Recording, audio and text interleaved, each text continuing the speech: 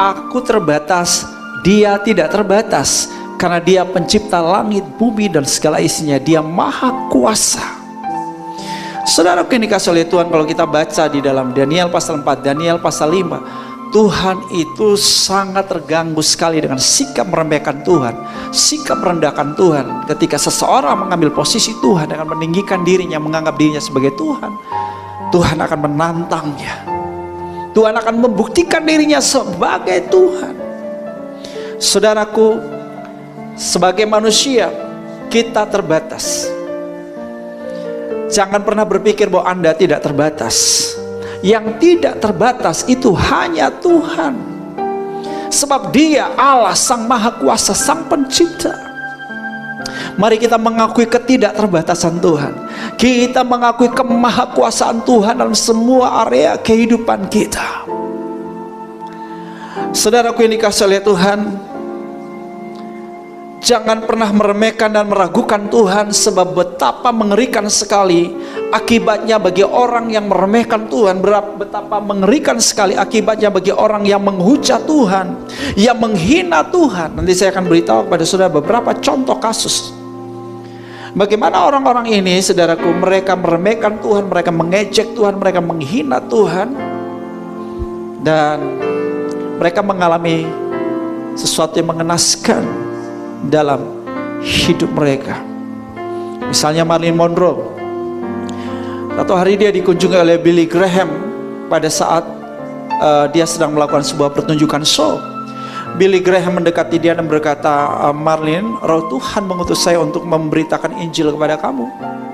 Dan setelah mendengarkan apa yang disampaikan oleh Billy Graham, Marilyn Monroe berkata kepada Billy Graham, saya tidak perlu Yesusmu. Seminggu kemudian, apa yang terjadi kepada Marilyn Monroe? Dia ditemukan tewas di apartemennya. Ada lagi yang lain, Presiden Brasil Tancredo Neves. Selagi kampanye ia berkata, bila saya mendapat 500.000 suara dari anggota partai saya, maka tidak ada yang dapat mendepak saya dari posisi presiden. Bahkan Tuhan pun gak bisa mendepak saya. Itu pernyataan kesombongan yang luar biasa dari Tancredo.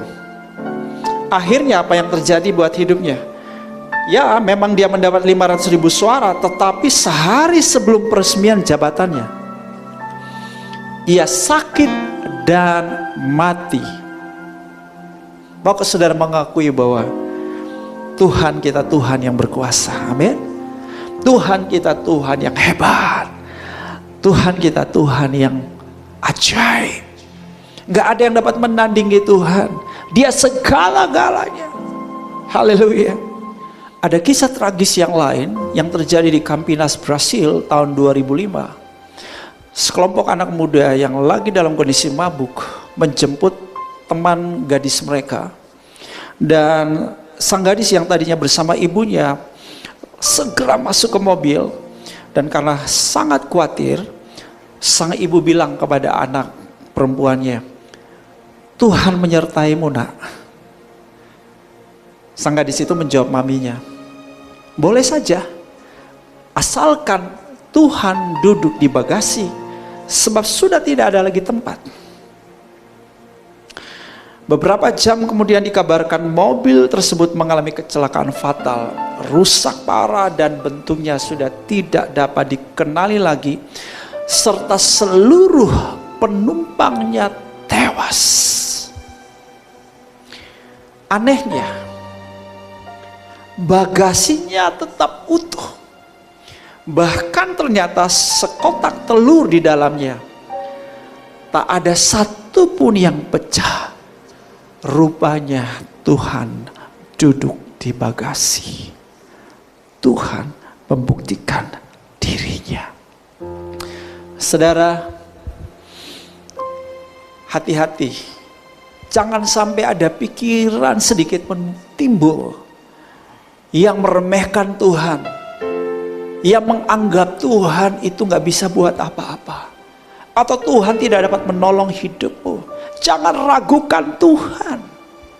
Jangan pernah menghina Tuhan dengan sikapmu yang khawatir, sikapmu yang takut dan bersungut-sungut, itu akan cepat menyinggung perasaan Tuhan, dan Tuhan akan cepat bereaksi.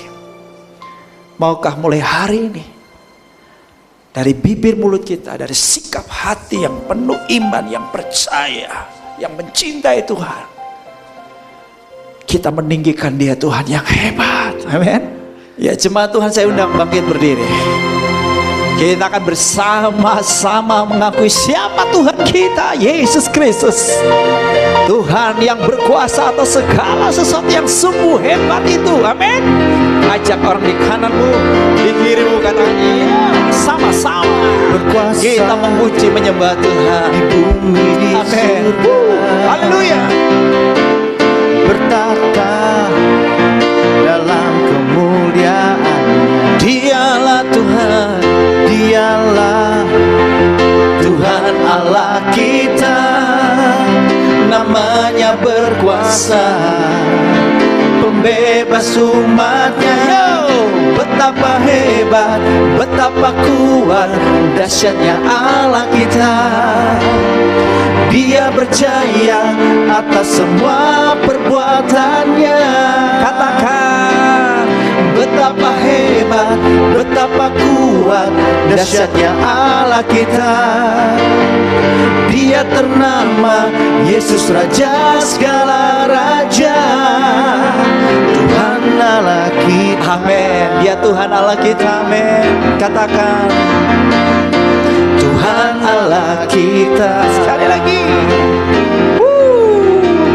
amin. Tuhan Allah kita. Haleluya, haleluya, Jesus.